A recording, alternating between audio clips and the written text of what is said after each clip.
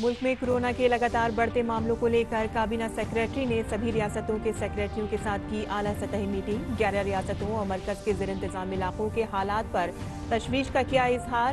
Testing, trekking और टीकाकारी मुहिम के साथ कोविड की रोकथाम के लिए जारी किए रहनुमा हिदायत। महाराष्ट्र, पंजाब और छत्तीसगढ़ में कोरोना के बढ़ते मामले बने तशवीश का सबब। रियासती हुकूमतों ने उठाए सख्त इकदाम। पुणे में लगा नाइट कर्फ्यू। टीकाकारी मुहिम में भारत ने हासिल किया नया मकाम। मुल्क में अब तक 7 करोड़ लोगों को दी गई कोरोना वैक्सीन की खुराक। कल शाम 8 बजे तक दिए गए 12 लाख से जायद टीके। इंतखाबी रियासतों में तशरीह मुहिम ने पकड़ा जोर। वजीर-ए-आजम नरेंद्र मोदी आज आसाम और मगरबी बंगाल में करेंगे अवामी रैलियों से खिताब। मरकजी वजीर दाखिला अमित शाह तमिलनाडु और केरल में अवामी रैली को खिताब करेंगे और रोड शो में लेंगे हिस्सा।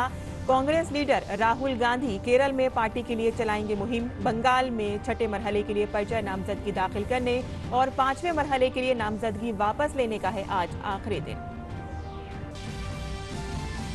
माहौलियात के तहफ्फुज़ को बढ़ावा देने की सिमत में इंडियन रेलवे ने हासिल की शानदार कामयाबी। साल 2020-21 के दौरान एक साल में 6000 से जायद रूट किलोमीटर कवर करने वाले सेक्शनों की हुई बरकरारी। कोरोना बहरान के बावजूद ये साल 2018 और 19 में हासिल पिछली तादाद के नंबरात 5000 को छोड़ा पीछे। वहीं भारत और चीन ने मशरकी लद्दाख में लाइन ऑफ एक्चुअल कंट्रोल के करीबी मामलात हल करने के लिए जाहिर की रजामंदी। वजारत खारजा ने कहा कि मशरकी लद्दाख में line of actual control LAC समेत मामलों को दो तरफा बातचीत के जरिए जल्द किया जाएगा हल। इटली के टेनिस खिलाड़ी जेनिक सीनर मियामी ओपन फाइनल में पहुंचने वाले सीनर दूसरे नौजवान खिलाड़ी बने। खिताबी मुकाबले में होगा पोलैंड के ह्यूबर्ट हरकोस से सामना।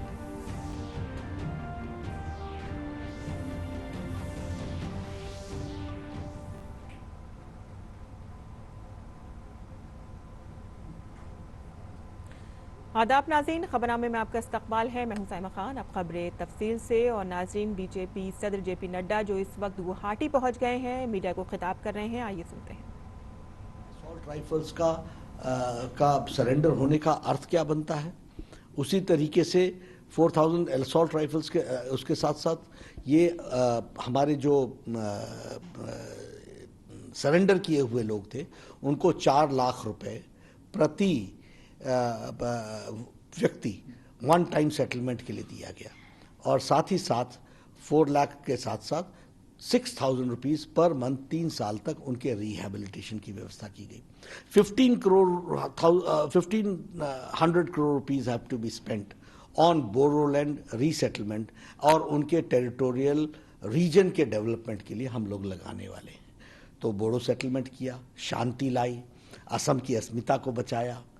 ये जो बॉर्डर थे ये डिस्टर्ब थे, बॉर्डर के साथ साथ ये इसको भी लैंड स्वैप करके उसको भी हम लोगों ने स्ट्रेंथन किया। इसकी सैटेलाइट से हमने डिजिटल वर्ल्ड से बॉर्डर को हमने ज़्यादा कंट्रोल करने का प्रयास किया। हमारी पैरामिलिट्री फोर्सेस को ज़्यादा से ज़्यादा लोगों को यहाँ पर लगाया ताकि बॉर्डर ठीक से सुरक्षित हो सके।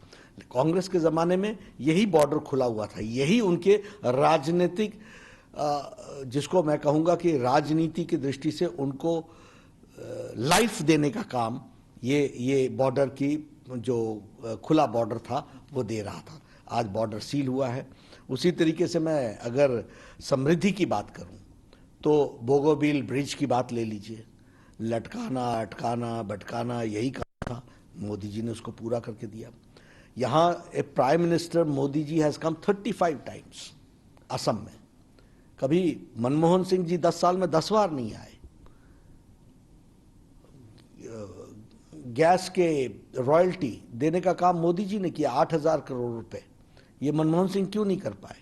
इंफ्रास्ट्रक्चर, रोड, 2 लेन, 4 लेन, 6 लेन, ये काम किसने पकड़ा? मोदी जी ने पकड़ा। हर एक तरीके से हाईवेज बनाने का काम, ब्रिजेस बनाने का काम, ये सारे का सारा काम मोदी जी के नेतृत्व में हो रहा है। All India institute of medical sciences यहाँ आ रहा है, चांगशारी में बन रहा है। More than 1100 crore rupees are being spent. उसी तरीके 750 बेड्स का। उसके अलावा यहाँ पर गुवाहाटी में एक अलग से हॉस्पिटल बन रहा है। उसके अलावा मैंने हमारे स्वास्थ्य मंत्री के रहते हुए प्रधानमंत्री मोदी जी के आशीर्वाद से यहाँ सुपर स्पेशलिटी ब्लॉक दिया गया। 6 medical colleges have been given to Assam in last 5 years. 6 super specialty blocks have been given in last 5 years to Assam.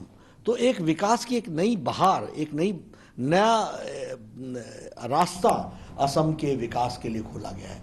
तो इसलिए सुरक्षा, संस्कृति की रक्षा और समृद्धि ये लाने का विचार, चाय बागान के बारे में मैंने आपको बताया है, उनकी मेन स्ट्रीमिंग हुई है। तो ये हमारे मुद्दे हैं और इन मुद्दों को लेकर के हम चल रहे हैं। और साथ ही साथ हम कहेंगे, मैं बहुत स्पष्ट शब्दों में कहना चाहता हूँ, मुझे अभी पूरे आंकड़े ठीक से याद नहीं है, लेकिन अप्रॉक्सीमेटली 59 लाख टॉयलेट्स बने हैं स्वच्छ भारत अभियान के तहत। तो हमने तो किसी का धर्म नहीं पूछा, मोदी जी ने तो किसी का धर्म नहीं पूछा। सबका साथ, सबका विकास, सबका विश्वास। 36 लाख के आसपास गैस सिलेंडर के कनेक्शंस दिए हैं। हमने तो किसी से धर्म नहीं पूछा। सबको साथ, सबका विकास, सबका विश्वास। इसलिए समाज के सभी वर्गों का, जो गरीब है बेचारा, ये आयुष्मान भारत कौन लोग आते हैं, रेडी वाला, फेड़ी वाला, रिक्शा वाला, ऑटो रिक्शा वाला, मेड सर्वेंट, रैग पिकर्स, ये गरीब लोग हैं। ये किसी भी धर्म के हों। 50 करोड़ लोगों को 5 लाख रुपए का हेल्थ कवरेज देने की बातचीत की है। यहाँ लगभग 1,48,00,000 लोगों ने इसका लाभ उठा लिया है और लगभग मेरे ख्याल से 3 करोड़ लोग हैं जो असम के इसमें पात्र हैं। 3+ करोड़ लोग आयुष्मान भारत। और सर्बानंद सोनोवाल जी ने अटल अमृत योजना के तहत उनको 2 लाख रुपए का और पैकेज दिया है। तो स्वास्थ्य के दृष्टि से ये चिंताएं हुई हैं और विकास हमारा बहुत बड़ा मुद्दा रहा है। गरीबों की चिंता करना हमारा मुद्दा रहा है, उसमें हम आगे बढ़े। सुरक्षा, समृद्धि और संस्कृति, इस नारे के साथ क्या लगता है चुनाव में बीजेपी प्लस 100+ का जो नारा है उसको अचीव बिल्कुल करेंगे। और ये जो सुरक्षा, समृद्धि और संस्कृति की बात हमने कही है, ये यही लोगों के खतरे में थी। मैंने कहा आपको कि बोडो समझौते के बाद शांति प्रिय आसाम हो गया। उसी तरीके से बॉर्डर्स के जो झगड़े थे और बॉर्डर्स के में जो खुले रास्ते थे उनको सील करने के कारण असम मजबूत हो गया है और एक सुदृढ़ीकरण आया है और सिक्योरिटी मिली है लोगों को। अगर मैं समृद्धि की बात करूं तो मैंने आपको पहले कहा कि एक विकास नई कहानी लिखी जा रही है। और अगर मैं संस्कृति की रक्षा की बात करूं, किसी ने नाम, घर की, क्षत्र की चिंता नहीं की थी, किसी ने असम के भाषा की चिंता नहीं की थी। और यहाँ पर जो लोग असम की अस्मिता और असम की पहचान को कैसे गौरवान्वित महसूस करते थे, उसके साथ उसको बेइज्जती करने वालों को सर पर चढ़ाने का काम कांग्रेस पार्टी ने किया। तो बीजेपी सदर जेपी नड्डा जो आसाम के गुवाहाटी में हैं, इस वक्त मीडिया से बातचीत कर रहे थे। खासतौर पे वो बता रहे थे कि आसाम में बोडो समझौते के बाद किस तरह से वहाँ पर अमन आ गया है, किस तरह से खुशहाली वहाँ पर हो गई है और अब वहाँ पर तरक्की के एक नए रास्ते खुल गए हैं। और ख़ासतौर पे सरकार की जानिब से किस तरह से वहाँ पर तरक्याती काम किए गए हैं, चाहे सेहत का शोबा हो, चाहे तालीम का शोबा हो, हर तरफ कुछ ना कुछ सरकार की तरफ से किया गया है। तो ये तमाम बातें वो मीडिया से शेयर कर रहे थे। और अब आगे मजीद खबरों की जानिब भी रुख कर लेते हैं और बात करते हैं कोरोना की। मुल्क में कोरोना के बढ़ते मामलात में एक बार फिर से पूरे मुल्क की तशवीश में इजाफा कर दिया है। महाराष्ट्र समेत 11 रियासतों से कुल मामलात के 90% मामलात सामने आए हैं। इन रियासतों से ही सबसे ज़्यादा अमवात भी दर्ज की जा रही हैं। मरकजी हुकूमत मुसलसल रियासतों के इश्तराक से इन्फेक्शन को रोकने की कोशिश कर रही है। दूसरी रियासतों ने भी कोरोना को रोकने के लिए सख्त इक़दाम शुरू कर दिए हैं। मुल्क में एक ही दिन के अंदर कोविड-19 के 81,466 नए मामले सामने आए हैं। मुल्क की 8 रियासतों महाराष्ट्र, छत्तीसगढ़, कर्नाटक, पंजाब, तमिलनाडु, केरल, दिल्ली और उत्तर प्रदेश में कोरोना के सबसे ज्यादा मामले दर्ज किए गए हैं। इन 8 रियासतों से 21.25% नए मामले सामने आए हैं। कोरोना के बढ़ते मामलात के पेश नजर काबीना सेक्रेटरी ने रियासतों के चीफ सेक्रेटरियों के साथ मीटिंग की। काबीना सेक्रेटरी ने चीफ सेक्रेटरियों को रियासती इंतजामिया को मुतहर्रिक करने और कोविड के मामलात में हालिया इजाफे से निपटने के लिए अपने सभी वसाइल का इस्तेमाल करने के लिए कहा है। काबीना सेक्रेटरी ने बताया है कि मार्च 2021 में 6.8% की मौजूदा कोविड मामलात में इजाफे की शरह जून 2020 के 5.5% के साबका रिकॉर्ड को पार कर गई है। मुल्क ने इस मुद्दत में यौमिया कोविड अमवात में 5.5% का इजाफा भी दर्ज किया है।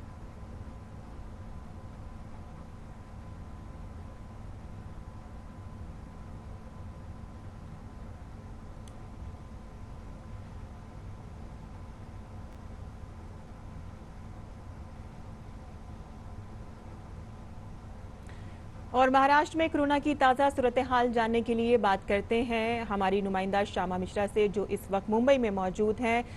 श्यामा, एक तरफ देख रहे हैं हम कि कई रियासतों से बड़ी तादाद में कोरोना के मामले सामने आ रहे हैं। खास तौर से अगर हम महाराष्ट्र की बात करें तो वहां पे सबसे ज़्यादा मामले सामने आ रहे हैं और अमवात भी हो रही हैं। और वहां के वजीर आला उद्धव ठाकरे कह चुके हैं कि अभी फिलहाल वो लॉकडाउन नहीं लगाएंगे, लेकिन कुछ सख्त इक़दामात की उन्होंने बात कही है। किस तरह के इक़दामात की वो बात कर रहे थे और क्या कुछ सख्ती वहां पर बढ़ती जा रही है? जी देखिए, सबसे पहले तो अगर हम बात कर लें तो जो नंबर्स आ रहे हैं, रोज के आंकड़े आ रहे हैं, उसमें सबसे ज्यादा महाराष्ट्र का ही योगदान है पूरे राज्य भर में। क्योंकि कल हमने देखा 47,000 से ज्यादा केसेस पॉजिटिव कोविड के रजिस्टर किए गए हैं, जिसमें जो म्युनिसिपल कॉर्पोरेशन हैं जैसे मुंबई, थाने, पुणे महानगर पालिका, ये सारी जगहों से काफी ज्यादा संख्या में केसेस रजिस्टर किए जा रहे हैं। इसी को मद्देनजर रखते हुए हमने देखा कि पुणे में एक ऑलमोस्ट एक लॉकडाउन जैसे काफी सख्त जो स्ट्रिंजेंट मेजर्स है वो लगा दिया गया, कड़क कायदे लगा दिए गए। वहां पर रेस्टोरेंट्स, सिनेमा थिएटर्स ये सारे अब बंद रहेंगे कुछ दिनों के लिए। इसके अलावा स्कूल्स भी कई सारी जगहों पर जैसे चंद्रपुर हुआ और भी कई सारे डिस्ट्रिक्ट्स हैं, वहां पर भी आदेश दे दिए गए हैं कि स्कूल्स आगे आने वाले समय तक या 30 अप्रैल तक वो बंद रहेंगे। हर डिस्ट्रिक्ट अपना एक निर्णय लेता है। इसके अलावा अगर हम मुंबई में भी काफी कड़े कदम लगाए जा रहे हैं और जिस तरीके से कल मुख्यमंत्री उद्धव ठाकरे ने बात किया है कि लॉकडाउन आने वाले कुछ समय में लगाया जा सकता है, क्योंकि अभी उन्होंने इशारा दिया हुआ है कि लॉकडाउन बिल्कुल लग सकता है। अभी फिलहाल और भी कड़े कानून लगाए जाएंगे, तो उसमें यही एक एक्सपेक्टेशंस की जा रही है कि जिस तरीके से पुणे में अपनाया गया है वही प्लानिंग यहाँ पे भी की जाएगी। यहाँ पे भी वही मॉडल अपनाया जाएगा। रेस्टोरेंट्स को या सिनेमा घरों को बंद कर दिया जाएगा, जो घूमने फिरने की जगह है उसे भी बंद कर दी जाएगी, ताकि कम से कम जो भीड़ भाड़ का इलाका है वहां पर लोगों का भीड़ कम इकट्ठा हो और जो ये स्ट्रेन फैलने की जो एक तरीके से चांसेस है वो बहुत कम की जा सके। क्योंकि मेडिकल फैसिलिटीज जो है वो काफी स्ट्रेस में आ चुका है महाराष्ट्र में। लगभग कह सकते हैं कि जो वेंटिलेटर्स की फैसिलिटीज है वो 45% भर चुका है, पूरा हो चुका है। वो आने वाले कुछ समय में हम देख सकते हैं कि इसके ऊपर काफी ज्यादा भार पड़ेगा। जो छोटे जगह हैं, टियर 2 टियर 3 जगह हैं, जो सिटीज हैं, उसमें ऑलरेडी ये भार काफी पड़ रहा है और देखा जा रहा है कि लोग जो है वो बेड शेयर कर रहे हैं या जमीन पे ही उन्हें लिटा के उनकी ट्रीटमेंट हो रही है। तो ऐसे समय को आने से रोकने के लिए जितने कड़े कदम उठाए जाए, उठाने जाने हो, वो मुख्यमंत्री उठाएंगे, ये उन्होंने साफ साफ कल बता दिया है। जी श्यामा, बहुत बहुत शुक्रिया इस तमाम तफसीलात के लिए। और मुल्क में अब तक 7 करोड़ से ज़्यादा लोगों को कोरोना का टीका लगाया जा चुका है। कल रात 8 बजे तक 12,76,000 खुराक लोगों को दी गई। जुमेरात से मुल्क में 45 साल से ऊपर के लोगों को टीका लगाने का काम शुरू हुआ। कल भी बड़ी तादाद में लोगों ने टीकाकारी मुहिम में बढ़ चढ़ कर हिस्सा लिया। उत्तराखंड के उत्तरकाशी में बुजुर्ग अफराद दुश्वार गुजार रास्ते पार करके भी कोरोना का टीका लगाने के लिए कोरोना मराकज़ पर पहुंच रहे हैं। दूसरी जानिब मुल्क की मोअज़्ज़ज़ शख्सियात भी इसमें बढ़ चढ़ कर हिस्सा ले रही हैं। और अब बात करते हैं इंतखाबी रैलियों की। असेंबली इंतखाबात वाली रियासतों में इंतखाबी मुहिम जोरों शोर से जारी है। सभी सियासी जमातों के लीडर इस वक्त राय दहिंदगान को लुभाने की पुरजोर कोशिश कर रहे हैं। वज़ीर आज़म नरेंद्र मोदी आज आसाम और मगरबी बंगाल में धुआंधार इंतखाबी मुहिम चलाएंगे। वज़ीर आज़म की पहली रैली आसाम के तुमुलपुर में होगी, जिसके बाद वो मगरबी बंगाल के हुगली और सोनारपुर में अवामी जलसों से खिताब करेंगे।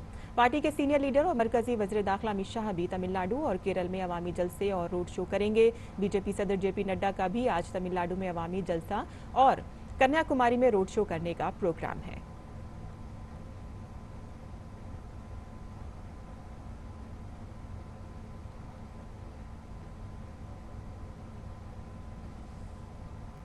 इसके अलावा कांग्रेस के जनरल सेक्रेटरी राहुल गांधी भी आज केरल में पार्टी के लिए इंतखाबी मुहिम चलाएंगे।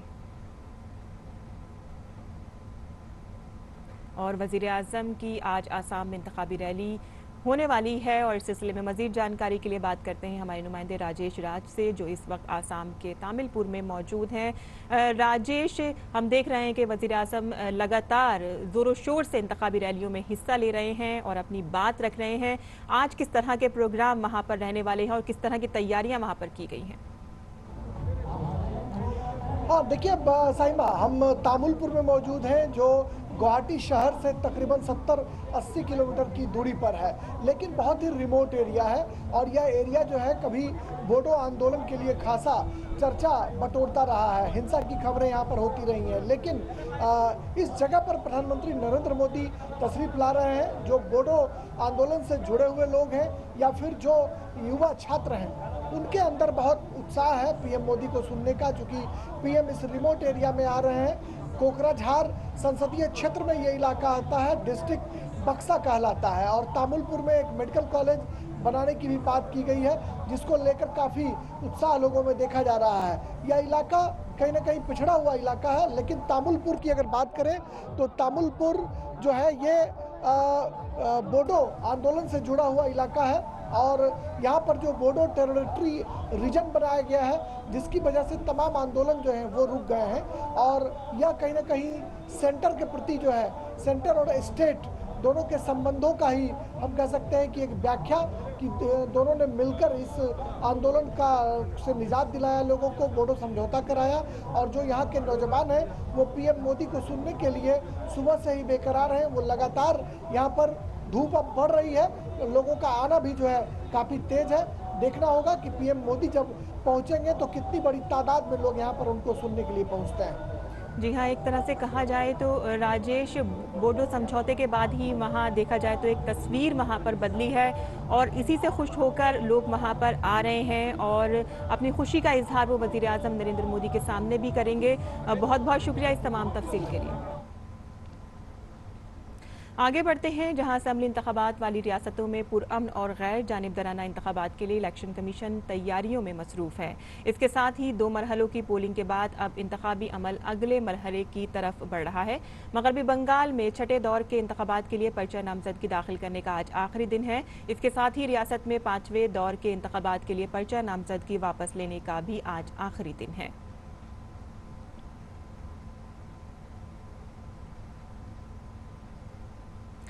वज़ीर आज़म नरेंद्र मोदी ने कल तमिलनाडु और केरल में इंतखाबी रैलियों से खिताब किया। तमिलनाडु में मोदी ने डीएमके और कांग्रेस पर कुंबा परवरी और बदउनवानी का इल्ज़ाम आयद किया, तो दूसरी तरफ केरल में मोदी ने एनडीए के तरक्याती एजेंडे को अवाम के सामने रखा। वज़ीर आज़म ने केरल में हुकूमत को बदउनवानी के मसले पर भी घेरा और सोना स्मगलिंग का मामला भी उठाया। वज़ीर आज़म ने केरल के पथनमथिट्टा में एक इंतखाबी जलसे में यूडीएफ और एलडीएफ को हदफ तनकीद बनाते हुए कहा कि दोनों ही इत्तेहादियों को लगता है कि वो कभी शिकस्त से दो चार नहीं हो सकते, लेकिन अवाम ये गलत फहमी दूर कर देंगे। वज़ीर आज़म ने कहा कि एनडीए आपके सामने एक जामे तरक्याती एजेंडा लेकर आया है जो केरल को तरक्की की तेज राह पर ले जाएगा। NDA are coming to you with a forward-looking development agenda that puts Kerala on the fast route to progress. My vision for fast includes F for fisheries and fertilizers, A for agriculture and Ayurveda, S for skill development and social empowerment, T for tourism and technology. We will ensure each of these sectors develops. इस मौके पर वज़ीर आज़म मोदी ने सबका साथ सबका विकास के फॉर्मूले को दोहराते हुए कहा कि एनडीए हुकूमत 130 करोड़ भारतीय शहरियों की जिंदगी में मुस्बत तब्दीली लाने के लिए सरगर्म है। The NDA government is working to bring a positive change in the lives of 130 crore Indians. For Tamil Nadu and especially southern Tamil Nadu, we want to focus on infrastructure, irrigation, investment. In this year's Union Budget, a series of economic corridors have been announced. Our state is the Madurai-Kollam corridor. Election commission ने आसाम में BJP leader Hemant Biswa Sharma के जरिए इंतखाबी मुहिम चलाने पर फौरी असर से आइंदा 48 घंटों के लिए रोक लगा दी है। शर्मा पर इल्जाम है कि उन्होंने बोडोलैंड पीपल्स फ्रंट के सदर हगरमा मोहिलरी को जेल भेजने और उन्हें एनआईए जांच में फंसाने की धमकी दी थी। 30 मार्च को कांग्रेस ने इलेक्शन कमीशन से इस सिलसिले में शिकायत की थी।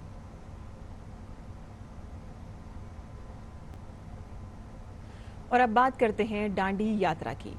छपरा भाटा में रात में कयाम के बाद 2 अप्रैल 1930 की सुबह महात्मा गांधी अपने साथियों के साथ डिंडोली की तरफ निकल पड़े थे। उसी रात पर दांडी यात्रा के लिए पदयात्री निकले, जहां उन्हें गोवा के वजीर आला प्रमोद सावंत का साथ मिला, जो पदयात्रियों के साथ तकरीबन 8 किलोमीटर तक पैदल चले। 2 अप्रैल 1930 को डिंडोली में दोपहर के कयाम के बाद महात्मा गांधी देर शाम वांच पहुंचे थे। वांच में महात्मा गांधी के अफ्रीका से लौटने के बाद के कई साथी इस गाँव में थे, लिहाजा यहाँ की आमद पर महात्मा गांधी काफी खुश नजर आए। मकामी बाशिंदे कल्याण जी भाई, कुंवर जी भाई और मिथुन बैन ने शाम को मशल लैंप जलाकर गांधी जी का खैर मकदम किया था। वांच में महात्मा गांधी से वाबस्ता कई यादें हैं। यहाँ गांधी जी ने लोगों से खिताब भी किया था और कौम की ताकत में इजाफे के लिए इत्तेहाद की बात भी कही थी।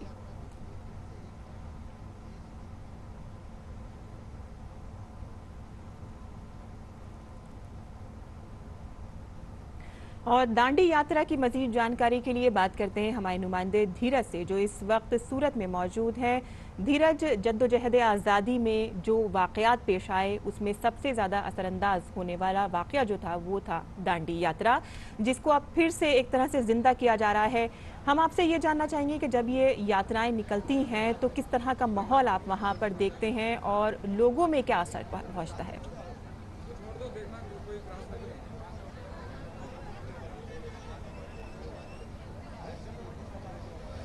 जी, जो दूरियां कम होती जा रही है, मैं आपको अभी जानकारी दूं कि यहाँ से लगभग 35 किलोमीटर की यात्रा दांडी की बची है।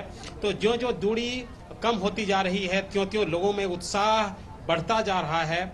जो छोटे छोटे बच्चे हैं, जो महिलाएं हैं, आप देख सकते हैं मेरे पीछे की भी तस्वीर, एक तरीके से उत्साह का माहौल है। और पूरा का पूरा जो जहाँ से यात्रा जिस इलाके से गुजर रही है, वहाँ के जो स्थानीय लोग हैं, जो महिलाएं हैं, छोटे छोटे बच्चे हैं, वो उत्साही मिजाज में सड़क के दोनों किनारे आकर खड़े हो जाते हैं, उनका स्वागत करते हैं।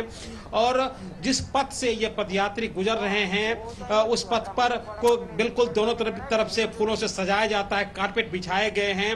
और पूरा का पूरा जो माहौल है, उस माहौल से ऐसा दिखता है कि जो यात्रा जबकि 5-6 अप्रैल तक 5 अप्रैल को दांडी पहुंचेगी, उस दरमियान जो लोगों का जो भीड़ है, लोगों की जो उत्साह है, उसमें काफी इजाफा हो रहा है। और एक बात बता कि जो हम नजदीक आते जा रहे हैं, त्यों जो हमारे जो अन्य राज्य के मुख्यमंत्री हैं, उनका भी आना जाना यहाँ यात्रियों के स्वागत में लगा रहता है। कल गोवा के मुख्यमंत्री भी यहाँ आए और उन्होंने पदयात्रियों के साथ लगभग 8-9 किलोमीटर की यात्रा की, उनका हौसला बढ़ाया। और उन्होंने ये भी बताया कि कैसे ये यात्रा जो है वो देश की एकता और अखंडता की मिसाल के रूप में देखी जा रही है, जहाँ हमारा पूरा देश आज़ादी के 75वें वर्षगांठ को मनाने जा रहा है। उस दरमियान ये जो यात्रा है, वो उस यात्रा में ऐसा दिख रहा है कि पूरा देश शरीक हो रहा है। और जो पूरा देश शरीक हो रहा है, और जो आस पास के जो लोग हैं जहाँ से यात्रा गुजर रही है, इसमें हिस्सा लेने की पुरजोश कोशिश कर रहे हैं। धीरज, बहुत बहुत शुक्रिया इस तफसील के लिए। आगे बढ़ते हैं, जहां भारतीय रेलवे ने एक ही साल 2020-21 के दौरान 6000 किलोमीटर से ज्यादा रेल लाइन की बर्करारी का काम किया है, जो कि एक रिकॉर्ड है। इससे कबल साल 2018-19 में 5000 किलोमीटर रेल लाइन की बर्करारी की गई थी, जो उस वक्त का रिकॉर्ड था। हालिया बरसों में दरामद शुदा पेट्रोलियम पर मबनी तवानाई पर मुल्क के इन्हिसार को कम करने और मुल्क के तवानाई तहफ़्फ़ुज़ की सूरत हाल को बेहतर बनाने के लिए नक़्ल हमल के माहौलियात दोस्त, तेज़ और ईंधन की बचत करने वाले तरीक़ेकार को अपनाने के नुक़्ता नज़र से रेलवे की बरक़रारी पर बहुत जोर दिया गया है।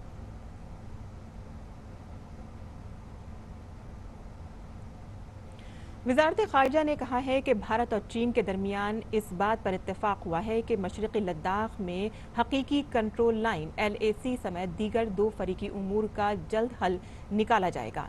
वज़ारत ख़ारिजा के तर्जुमान अरिंदम बागची ने चीन के साथ सरहदी तात्तुल के बारे में सहाफ़ियों को ये जानकारी देते हुए कहा कि पेंगोंग झील इलाके के वाक़यात और दीगर सभी उमूर के हल के लिए इस इक़दाम से ठोस बुनियाद फराहम होगी। उन्होंने कहा कि दोनों फरीक फ़ौजी और सियासी ज़राए से राब्ता कायम किए हुए हैं। उन्होंने कहा है कि वज़ीर ख़ारजा ने चीन के वज़ीर ख़ारजा से पहले ही ये बात वाज़ेह कर दी है कि कशीदगी की सूरत हाल को बरकरार रखना दोनों मुल्कों में से किसी के भी मफाद में नहीं है। बागची ने उम्मीद जाहिर की है कि चीन इस बात को यकीनी बनाने के लिए भारत के साथ ताउन करेगा कि सभी शोबों में तातुल जल्द अज जल्द दूर किया जाए।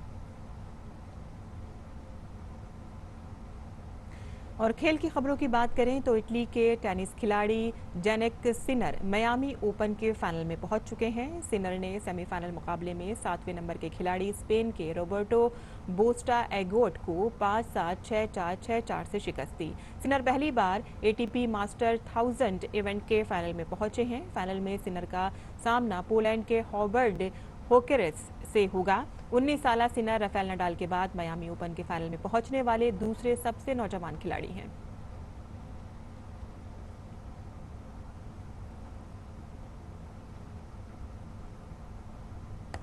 और अब पेश है आज के उर्दू अखबारात का जायजा।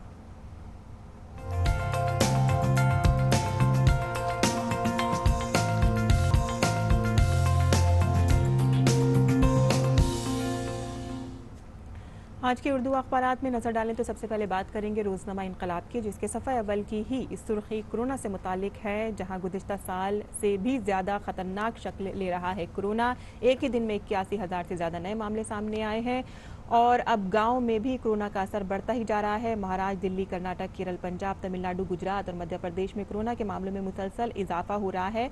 वहीं पुणे में रोजाना 12 घंटे के लिए कर्फ्यू का ऐलान किया गया है। दिल्ली में लॉकडाउन का इरादा नहीं है, वजीर आला केजरीवाल का कहना है, और महाराष्ट्र में लॉकडाउन के निफाज पर 2 दिन में फैसला लिया जाएगा, ये उद्धव ठाकरे का कहना है। इसके अलावा आपको AC से मुतालिक एक और खबर है। कोरोना से मुतासिर सचिन तेंदुलकर अस्पताल में दाखिल हो गए हैं और अस्पताल में दाखिल होने के बाद उन्होंने अपने फैंस को एक मैसेज दिया है। उन्होंने कहा है कि मैं अस्पताल से जल्द लौटूंगा और आप सभी लोग मेरे लिए दुआ कर रहे हैं, जिसके लिए मैं आप सभी का शुक्रगुजार हूँ। इसके अलावा जो खबर इसमें शाये हुई है वो कश्मीर से मुतालिक है, जहाँ श्रीनगर में ट्यूलिप फेस्टिवल कल से तैयारियां मुकम्मल हो गई हैं। वाज़े रहे कि ये फेस्टिवल अब शुरू होने जा रहा है और इसकी तकरीब में वहाँ के गवर्नर मनोज सिन्हा भी मेहमान खुसूसी के तौर पर शामिल होंगे, जिसकी तकरीब शाम 3 बजे से रात 8 बजे तक जारी रहेगी। तो ये थी रोज़नामा इनकलाब की सुर्खियाँ और अब नज़र डाल लेते हैं रोज़नामा राष्ट्रीय सहारा की सुर्खियों पर। रोज़नामा राष्ट्रीय सहारा की सुर्खियों में अहमदाबाद मुंबई सेंट्रल तेजस एक्सप्रेस 1 माह के लिए मनसूख कर दी गई है। कोरोना के पेश नज़र ये फैसला किया गया है। इसके अलावा जो खबर इसमें शाया हुई है वो है, इसी के साथ साथ आपको बता दें कि टीकाकारी मुहिम भी तेज़ी से जारी है। टीकाकारी सेंटर पर लोगों की दिखाई दी लंबी फहरिस्त और बैनुल-अक़वामी सफ़े पर एक खबर शाया हुई है जिसमें लिखा है कि बच्चों के मस्जिद नबवी में दाखिले पर पाबंदी है। रमज़ान के दौरान इज्तिमाई इफ्तार और एहतिकाफ की इजाज़त नहीं दी जाएगी, ये इंतज़ामिया ने फैसला किया है। इसके अलावा बरतानिया से एक खबर है जिसमें कोरोना वायरस के बाइस से यहाँ पर सफरी पाबंदी लगा दी गई है। तो ये थी आज अखबारात की सुर्खियाँ जो हमने आपके लिए चुनी थी। और अब वक्त हो गया है आपसे इजाज़त लेने का। हमारी पूरी टीम को दें इजाज़त।